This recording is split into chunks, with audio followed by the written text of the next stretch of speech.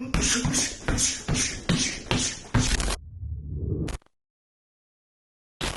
do you feel about special rules fights?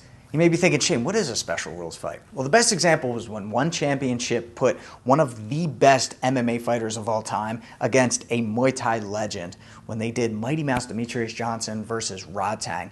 And they alternated between rule sets every other round. First round was Muay Thai, second round was MMA, and it would continue like that. The first round obviously goes in favor of Rodtang, right? That's his wheelhouse. Then the second round is MMA, so that's where Mighty Mouse is going to shine. And ultimately, that's where he put Rodtang to sleep with a rear naked choke. See, personally, I love the special rules matches. I think it's a lot like isolated sparring where you set handicaps, and this way you're able to explore strategies and exploit weaknesses and neutralize strengths. For me, I think it's great study material. So that's why I'm super excited for this match that's happening September 29th between Xiong versus Nat Wondergirl Jaroonsak. And it's punches only with small gloves. So you may be thinking, oh, it's boxing with MMA gloves on. No, here's where it's different. You are allowed to grab the back of the head and throw uppercuts. You're allowed to throw spinning attacks and jumping attacks. So we're going to see spinning hammer fists, we're going to see Superman punches, and that's what makes this much different than just a boxing match with small gloves. So today we're going to explore some strategies that we can expect to see, including dirty boxing and some spin attacks. Let's take a look. All right, let's talk about the obvious first, striking at range. When it comes to small gloves, you cannot rely on just shelling and hoping that the punches don't land and that your gloves are going to block or deflect the punches, right? Nat Wondergirl has a 2-inch height advantage against Xiong. Now, is she going to be able to use that at range and snipe with these punches? Perhaps that's her strategy, but Xiong's really good with her aggression and coming forward and closing that distance. So when she does that, she has to rely on good footwork and good head movement, and also being active with her defense with her hands. She can't just cover up and do this, right? When those punches come flying in, she has to catch or parry or deflect and actively block those punches, maybe with a long guard, as she's stepping in. But I think most likely what we're going to see are split entries. Now, a split entry is, let's say Bob throws a right hand. If I stand right here in the center line, he's going to catch me. So yeah, I can defend and then go, or I can simultaneously throw a punch while taking my head offline, splitting him in half, and then from there I would follow up. So the head movement isn't just slip and then counter, it could be simultaneously slipping while countering. Now, a single punch with these small MMA gloves offers a bigger threat than that of a boxing glove. Smaller padding, harder impact means my chances are higher of cutting my opponent open, of knocking them down or knocking them out, or just doing more damage per punch that I throw than what I could do with a boxing glove. And therefore, my opponent needs to respect every single punch that much more, and they need to respect the threat of the punch. I'm talking about feints, right? So whether it's Nat or Xiong, I have a feeling that after 1 or 2 punches land flush, you're going to start to see a lot more feints, right? Because after I land a flush jab, the next time I pump my arm, you're going to get a big reaction. Whether they go to swat that punch or they step back, something. Maybe they shell and lean over. And if they do, that's when I'm going to hit them with that uppercut. So I feint into the uppercut, or I feint into the hook, or I feint into the right hand. Now, another thing is feinting kicks to throw punches. The Superman punch, right? Fake the kick, bang. You can't throw kicks in this fight though, Shane. Yeah, but these fighters are so used to seeing kicks hundreds of thousands of times from all of their Muay Thai and MMA training. So perhaps you could take advantage of the muscle memory. Lift the leg up, maybe you get a reaction, and you can also cover a lot of distance with that Superman punch, and then it can chain into other punch attacks. Wait, are Superman punches illegal in boxing? Because technically you're still hitting with the knuckles of the glove, and there's nothing that says you have to keep both feet on the ground when you throw a punch. So I think it is legal. You just don't see it in boxing because threatening a kick isn't going to get a reaction out of your opponent. They don't have to worry about any kicks. But in this match, with fighters that are so used to kicking, perhaps they could use that to their advantage by lifting the leg, whether it's the rear or the lead, for the Superman jab. Now let's talk about what happens on the other end of this. So maybe I threw a punch, a left hook, and that initiated the collar tie.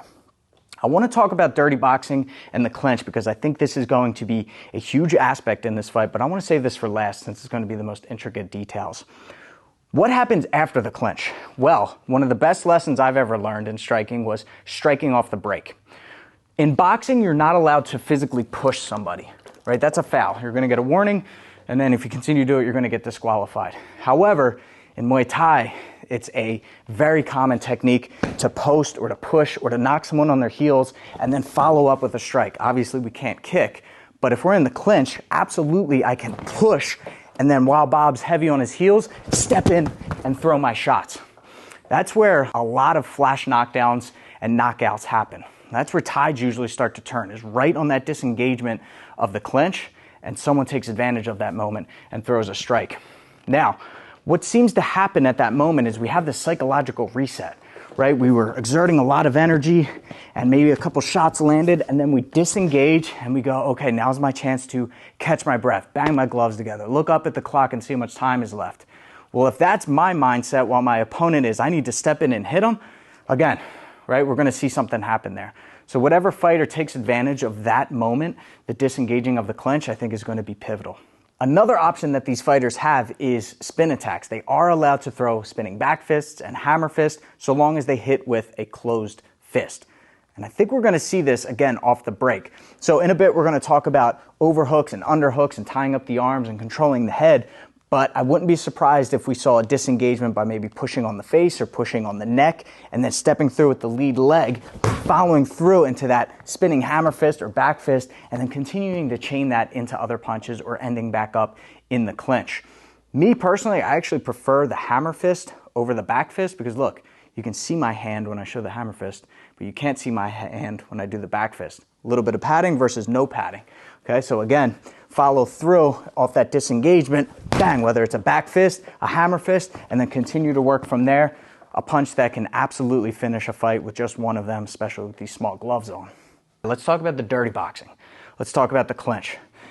In Muay Thai, if I get someone in this position and I start to break the posture, the last thing that I would have them do if I was in Bob's corner would be throw body punches. Right? He needs to worry about regaining his posture. He needs to worry about these knees to the head and to the face. But you can't knee to the head and the face. So I don't think we're going to see this position much, right? Why would I occupy both of my hands? These are the only things that can earn points and do damage. Now, obviously I'm weighing on him, so I can use this with one hand, pull down on the head, and double the force of my uppercuts by pulling him into the punches to the head and to the body.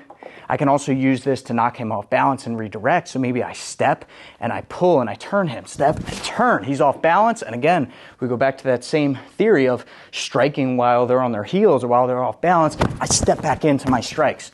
Then maybe again, I re-clinch up. Whether I'm controlling the head or controlling the arms, these Muay Thai and MMA fighters are going to be utilizing this once it gets to the closer position, the closer range. So if I've got an overhook on Bob, perhaps I'm whizzering and I'm putting this pressure on his shoulder, which turns him bang into body shots, uppercuts, hooks, right? Maybe he's got the overhook and I've got the underhook. He's trying to put the pressure on my shoulder, to which I extend and frame out.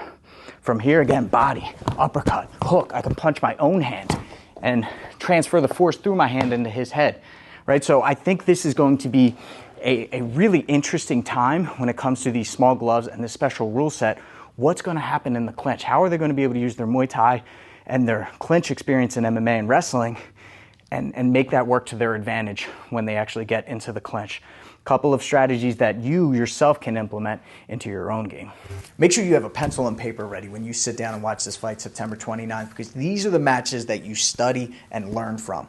You take the MMA world champ and you put her against a seasoned Muay Thai fighter, what happens? Does fighting at range prevail? Do they do better in the clinch because that's what they're used to? Does spin attacks and jump attacks throw a wrench into things? We're going to find out. So make sure that you tune in to One Fight Night 14 on Prime Video September 29th at 8 p.m. Eastern Time. Till next time, I'm Shane with Fight Tips for the underdogs.